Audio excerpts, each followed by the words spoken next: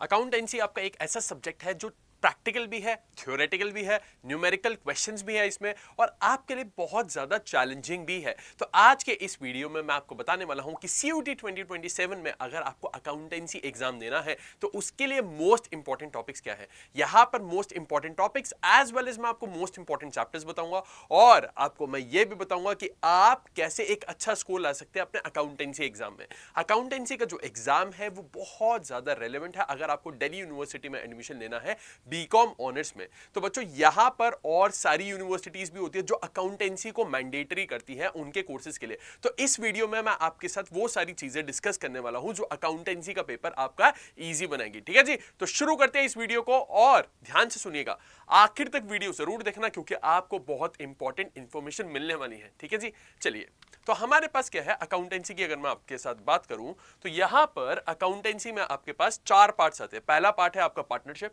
Book number 1 जिसे हम बोलते हैं। फिर बुक नंबर 2 आती है आपके पास जो है आपकी कंपनी अकाउंट्स। ठीक है, कंपनी अकाउंट्स की बात यह है कि कंपनी अकाउंट्स आपकी बुक नंबर 2 है अगर टीएस ग्रेवाल की बात कर रहे हो या फिर डीके गोयल की बात कर रहे हो। लेकिन अगर आप एनसीईआरटी की बात करो तो एनसीईआरटी की book 2 company accounts plus analysis of financial statement दोनों कंबाइन होकर बनती है। लेकिन अगर आप किसी और ऑथर की बात कर रहे हो तो ये 3 अलग अलग बुक्स आपकी बन चुकी है। और फोर्थ बुक होती है आपके पास कंप्यूटराइज्ड अकाउंटिंग सिस्टम, जिसे कंप्यूटराइज्ड अकाउंटिंग भी बोला जाता है। आपके इन दोनों बुक्स के अंदर होती है आपके पास चॉइस। तो इससे आते हैं 46 से 50 क्वेश्चंस, मतलब आपके क्वेश्चन नंबर 46 से 50 यहां पर आते हैं। अगर आप analysis of financial statement choose करते हो तो यही क्वेश्चन करने हैं आपको। और 51 से 55 आपके कंप्यूटराइज्ड अकाउंटिंग सिस्टम से क्वेश्चन होते हैं, क्वेश्चन नंबर्स जो आपको जब ये सिलेक्ट करते हो तभी दिखते हैं। ठीक है जी, याद रखिएगा बहुत इंपॉर्टेंट है। अकाउंटेंसी ही इकलौता एक ऐसा डोमेन है पूरे सीयूईटी में जहां पर आपके पास चॉइस मिलती है। ठीक है जी, अब आगे चलते हैं बच्चों। देखो आपको जो चीज मैंने अभी आपको समझाई सबसे इंपॉर्टेंट है आपके लिए पार्टनरशिप और कंपनीज, क्योंकि ये 225 मार्क्स आपको देकर जाती है और इसमें आपके पास कोई चॉइस नहीं है, कंपलसरी है। ऑन दी अदर हैंड आपके पास जो आखिरी के 25 मार्क्स है, 5 क्वेश्चंस है, उसमें आपके पास चॉइस है।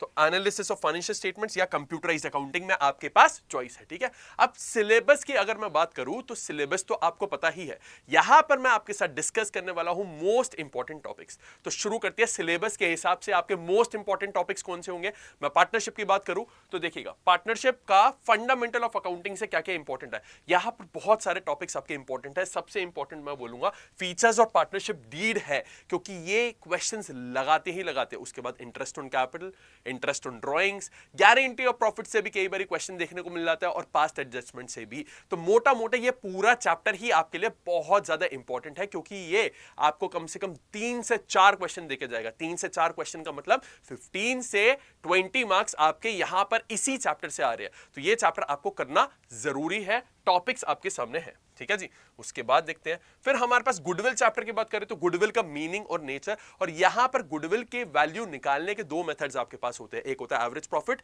एक होता है सुपर प्रॉफिट। बहुत इंपॉर्टेंट है। क्या कैपिटलाइजेशन इंपॉर्टेंट नहीं है? वो बहुत रेयरली पूछा जाता है सीयूटी में। क्लास 12 के बोर्ड एग्जाम होते हैं आपके सीबीएसई वाले, तो मैं करके जरूर जाना। ठीक है, अब change in profit sharing ratio chapter की मैं बात करता हूं तो आपके पास रिवैल्यूएशन अकाउंट इंपॉर्टेंट हो जाता है, स्पेशल रिजर्व्स, गेनिंग और सैक्रिफाइसिंग रेशियो। ठीक है जी, आप इसका स्क्रीनशॉट ले सकते हैं। आगे चलते हैं बच्चों। आगे की बात मैं आपको बताऊं तो एडमिशन चैप्टर की अगर हम बात करते हैं तो एडमिशन में आपके पास क्या है, एडजस्टमेंट ऑफ कैपिटल बहुत ज्यादा इंपॉर्टेंट हो जाता है, और treatment of premium for goodwill या ट्रीटमेंट ऑफ गुडविल भी बोलते हैं एडमिशन चैप्टर। रिटायरमेंट की बात करते हैं तो भाई सिंपल बात है, हमारे पास पार्टनर जो रिटायर हो रहा है उसको क्या अमाउंट पे करना है उसकी कैलकुलेशन इंपॉर्टेंट है, पार्टनर्स लोन अकाउंट इंपॉर्टेंट है, और एडजस्टमेंट ऑफ कैपिटल। तो वो चीजें मैंने यहां पर लिखी है। देखो revaluation account, treatment of reserves, ये सब आपका change in profit sharing ratio से यहां पर कॉपी पेस्ट हो रहा है।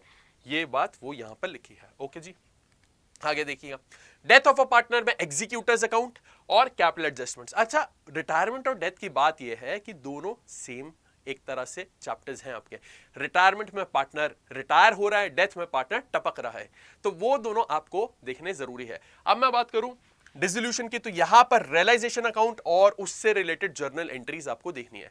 ये तो पूरे पार्टनरशिप की बात हो गई आपके सामने। अब मैं कंपनी अकाउंट्स की बात करता हूं तो कंपनी अकाउंट्स में 2 चैप्टर्स आपके पास, शेयर कैपिटल और डिवेंचर्स, राइट। तो शेयर कैपिटल की बात करूं मैं तो अदर देन कैश इशू आपके लिए इंपॉर्टेंट हो जाता है, फॉर फीचर और री issue of shares, pro rata important है, एक बैलेंस शीट के जो क्वेश्चन होते हैं शेयर कैपिटल वाले वो देखने जरूरी है, जहां पे आप शेयर कैपिटल बना रहे होते हो, ठीक है। उसके अलावा थ्योरी और टाइप्स ऑफ शेयर कैपिटल जैसे authorise share capital, issued share capital, subscribe share capital, ये सब आपके लिए इंपॉर्टेंट हो जाता है। शेयर कैपिटल चैप्टर अपने आप में एक इंपॉर्टेंट चैप्टर है और काफी सारे टॉपिक्स यहां से आते हैं। शेयर कैपिटल से कई बार तो ऐसा भी हुआ है कि 5 अलग अलग टॉपिक्स, 5 से क्वेश्चंस आ गए, तो इसलिए शेयर कैपिटल चैप्टर आपको पूरा ही पढ़ना है ऑलमोस्ट, ठीक है। डिबेंचर्स की मैं बात करता हूं तो अगेन यहां पर भी अलग अलग टॉपिक्स और वो सारे ही टॉपिक्स आपके अलग अलग क्वेश्चंस बन के आ जाते हैं, 2 से 3 क्वेश्चंस, जैसे issue of debentures for consideration other than cash, issue of debentures with terms of redemption, collateral security, interest on debentures. ये जो टॉपिक्स मैंने अभी आपको गिनवाए ना, ये सारे इंपॉर्टेंट है क्योंकि इनसे क्वेश्चंस आ जाते हैं, तो आप इन टॉपिक्स को मिस नहीं कर सकते। ये चैप्टर ही मैं बोलूंगा कि पूरा इंपॉर्टेंट चैप्टर है। यहां पर फिर भी मैंने कोशिश करी है कि एनालिसिस के बेसिस पे ज्यादा वेटेज वाली चीजें आपको बता दूं। थ्योरी भी यहां से पूछी जाती है आपके शेयर कैपिटल और डिबेंचर्स चैप्टर से। तो सेकंड बुक कंपनी अकाउंट्स या अकाउंटिंग फॉर कंपनीज आपके लिए ओवरऑल काफी ज्यादा इंपॉर्टेंट है, ओके। अब बात करते हैं एनालिसिस ऑफ फाइनेंशियल स्टेटमेंट्स की। तो एनालिसिस ऑफ फाइनेंशियल स्टेटमेंट्स में आपका आया फाइनेंशियल स्टेटमेंट्स ऑफ कंपनी और उसका एनालिसिस। तो एनालिसिस के टाइप्स आपको देखने की जरूरत है और बैलेंस शीट और आपका इनकम स्टेटमेंट का फॉर्मेट्स देख लेना, शेड्यूल 3 वाला, वो आपके लिए सफिशिएंट होगा। फिर हम बात करते हैं comparative and common size statement की। तो यहां पर इनके फॉर्मेट्स और परसेंटेज कैसे निकालते हैं कि एब्सोल्यूट चेंज, रिलेटिव चेंज, ये सब कैसे निकालना है वो देखना आपको। रेशियो एनालिसिस में देखो सॉल्वेंसी, प्रॉफिटेबिलिटी, लिक्विडिटी और एक्टिविटी, चारों रेशियो से आपसे क्वेश्चन पूछे जाते हैं। लेकिन अगर मुझे कोई 2 सिलेक्ट करनी होगी तो मैं आपको बोलूंगा लिक्विडिटी और सॉल्वेंसी, ये दोनों ध्यान से जरूर देखना। और फाइनली अगर मैं कैश फ्लोज की बात करूं तो इनडायरेक्ट मेथड आपका ऑपरेटिंग एक्टिविटीज का और इन्वेस्टिंग एक्टिविटीज काफी ज्यादा इंपॉर्टेंट होती है। फाइनेंसिंग को इतना नहीं पूछता तो इसलिए मैंने उसे यहां पर मेंशन नहीं करा।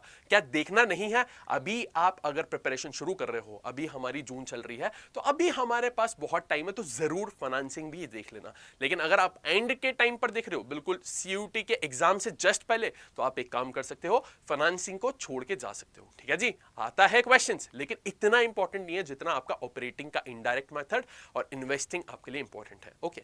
तो ये तो इंपॉर्टेंट टॉपिक्स हो गए चैप्टर वाइज। अब मैं आपको इंपॉर्टेंट चैप्टर्स ही बता देता हूं कि कौन कौन से चैप्टर्स आपको करने ही करने हैं, ओके। तो यहां पर इंपॉर्टेंट चैप्टर्स की अगर मैं बात करूं तो आपके पास सबसे पहला है शेयर कैपिटल। जैसे कि मैंने आपको बोला था, इंडिविजुअल टॉपिक्स बहुत सारे और इनसे क्वेश्चंस आपके सामने फंस जाते हैं। उसके बाद आपके लिए इंपॉर्टेंट है डिसोल्यूशन ऑफ पार्टनरशिप फर्म। क्यों ऐसा इंपॉर्टेंट है ये चैप्टर? क्योंकि एक ही टॉपिक है रियलाइजेशन अकाउंट और वो क्वेश्चन जरूर देगा ही देगा, तो वो जरूर पढ़िएगा। उसके अलावा मैं बात करता हूं तो आपके पास है एडमिशन ऑफ अ पार्टनर। इससे कैपिटल एडजस्टमेंट के क्वेश्चंस आपके आते ही आते हैं और ट्रीटमेंट ऑफ गुडविल के भी। और फिर डिबेंचर्स, मैंने बोला अगेन इंडिविजुअल टॉपिक्स है उसमें, ये टॉपिक काफी ज्यादा रेलेवेंट है आपके लिए। फिर मैं बात करता हूं आपके फंडामेंटल ऑफ पार्टनरशिप, पहला चैप्टर था। अगेन जिस चैप्टर में आपके इंडिविजुअल टॉपिक ज्यादा होंगे ना, वो चैप्टर आपके लिए अपने आप इंपॉर्टेंट हो जाता है। तो फंडामेंटल ऑफ पार्टनरशिप की भी यही कहानी है। और आखिरी में गुडविल चैप्टर आपके लिए ये भी इंपॉर्टेंट है। अब आप बोल रहे होगे sir analysis of financial statements क्यों नहीं करवाया आपने? थर्ड बुक के तो बताया नहीं आपने कि इंपॉर्टेंट चैप्टर्स कौन से हैं। देखो थर्ड बुक आपकी जो होती है ना, वो सिर्फ और सिर्फ 25 मार्क्स की आती है। फर्स्ट और सेकंड बुक जो है ना, आपको 225 मार्क्स देके जाती है। तो इसलिए मैंने फोकस 225 मार्क्स पर ज्यादा करा है instead of only 25 marks. Clear हुई है बात आपको? चलिए अब आगे चलते हैं। यहां पे मैं आपको डिलीटेड टॉपिक्स भी बता देता हूं, क्योंकि कुछ बच्चे क्या होता है डिलीटेड टॉपिक्स पढ़ लेते हैं, फिर परेशान होते हैं कि हमने तो ये पढ़ा था, पेपर में क्यों नहीं आया। तो देखिएगा डिलीटेड टॉपिक्स की अगर मैं बात करता हूं आपके सामने, तो आपके पास कौन कौन से टॉपिक डिलीटेड है। एक तो रिडम्पशन ऑफ डिबेंचर्स आपका डिलीट हो गया। 1 मिनट रुक जाओ, पॉज करो वीडियो को और दोबारा सुनना, ठीक है। पॉज करो, मन शांत करो, शांत। हाँ अब सुनना, मैंने issue of debentures with terms of redemption नहीं बोला, मैंने रिडेम्पशन ऑफ डिबेंचर्स बोला। दोनों अलग अलग टॉपिक है। तो रिडेम्पशन ऑफ डिबेंचर्स नहीं है, issue of debentures with terms of redemption आपके है, ठीक है। और दूसरा जो टॉपिक है आपका accounting for non for profit organisation या नॉट फॉर प्रॉफिट ऑर्गेनाइजेशन, ये भी आपका हट चुका है। तो ये 2 चैप्टर्स आपके सिलेबस में है ही नहीं, ओके जी। अब बच्चों देखो, आपके मन में सवाल होगा कि सर हम प्रिपरेशन कैसे करें। सेल्फ स्टडी कर सकते हो, उससे कुछ बढ़िया है ही नहीं। लेकिन अगर आप ऑप्शंस देख रहे हो कि आपको पीवाईक्यूज भी चाहिए, आपको मॉक टेस्ट भी चाहिए, आपको लाइव क्लासेस भी चाहिए, तो हमारे पास एक ऐसी चीज है जिसमें आप जाके एनरोल कर सकते हो और अपने सीयूटी एग्जाम की प्रिपरेशन बढ़िया कर सकते हो। पॉइंट यह है यार कि CUT एग्जाम आपके साल में सिर्फ और सिर्फ एक बार ही होता है, और अगर आपके साल में एक बार एग्जाम डे वाले दिन आपकी प्रिपरेशन स्ट्रांग नहीं हुई तो पूरा साल बर्बाद हो जाएगा, या फिर ड्रीम कॉलेज तो हाथ से निकल ही जाएगा। तो प्रिपरेशन अभी से शुरू कर लो, सेल्फ स्टडी कर सकते हो तो इससे बढ़िया कुछ है ही नहीं। हमारे चैनल पे हम सब कुछ कवर करा रहे हैं, लेकिन अगर आप सेल्फ स्टडी नहीं कर सकते और डायरेक्ट आपको एक ऐसी मेंटरशिप की जरूरत है जहां पर आपको बिठाकर पढ़ाया जाए और सब कुछ थाली में परोस के दिया जाए, एकदम प्रिपरेशन की टेंशन आपको लेनी ही नहीं है, तो आप हमारे बैच में जाके एनरोल कर सकते हो। एनरोल कैसे करना है वो भी मैं आपको दिखा देता हूं, ठीक है जी। तो देखिएगा, तो हम यहां पर बात कर रहे हैं आपके महापैक की। महापैक क्या है अभी बताता हूं। अड्डा 24/7 वेबसाइट पे आपको आना है, यहां पे आप सर्च करोगे CUT महापैक, ठीक है जी। CUT महापैक आपने सर्च करा एंड आप कॉमर्स के हो स्टूडेंट्स, क्योंकि अकाउंटेंसी की वीडियो देख रहे हो तो कॉमर्स की स्टूडेंट्स हो, राइट। यहां पर आप आए, देखिए महापैक आपका ये है। इस बैच की खासियत ये है, यहां पर जितने भी हमारी क्लासेस आएंगी ना आने वाले टाइम में, जितने भी नए बैचेस एनरोल होंगे वो सब कुछ आपको एक्सेस मिलेगा। महापैक को आप ऐसे समझ सकते हो जैसे नेटफ्लिक्स का सब्सक्रिप्शन। नेटफ्लिक्स के सब्सक्रिप्शन में क्या होता है कि पुरानी मूवीज में मिलती है, कोई नई मूवी आने वाली होती है वो भी मिलती है, राइट। महापैक भी ऐसा ही है कि पुराने सारे बैचेस का एक्सेस मिलेगा जो भी हम ऑलरेडी क्लासेस कवर कर चुके हैं, उसके अलावा कोई नई क्लासेस या नए बैचेस आ रहे हैं पूरे ब्रांड न्यू, उसका भी आपको एक्सेस मिलता है। जैसे अभी हमारा प्रतिज्ञा भी आएगा, हमारा एम्बिशन भी आएगा, RM 3.0 लॉन्च होने वाला है, तो उन सब का एक्सेस आपको इसके थ्रू मिल जाएगा। आप बाय नाउ पे क्लिक करोगे, ठीक है। अब एक चीज देखो, अभी 8099 का आ रहा है, यहां पे आप कोड यूज करोगे RA007, आपके भाई का कोड है। अगर आप अकाउंटेंसी में कुछ करना चाहते हो तो ये कोड जरूर लगाना, बहुत इंपॉर्टेंट कोड है आपके लिए। देखो 7713 का हुआ, इस कोड के फायदे ये हैं कि आपको एक तो डिस्काउंट भी देता है, दूसरा मेरी पर्सनल मेंटरशिप भी आपको मिलती है। जैसे ही आप ये कोड लगाओगे मेरे पास आपकी डिटेल्स आ जाएगी, मैं आपको रीच आउट करूंगा और आपका एक पूरा रोड मैप बना के दूंगा जो आपको फॉलो करना है आने वाले टाइम के लिए, CUT की प्रिपरेशन के लिए, ठीक है जी। तो ये चीज आपके लिए इंपॉर्टेंट थी, आई होप आपको क्लियर हुई होगी, ठीक है।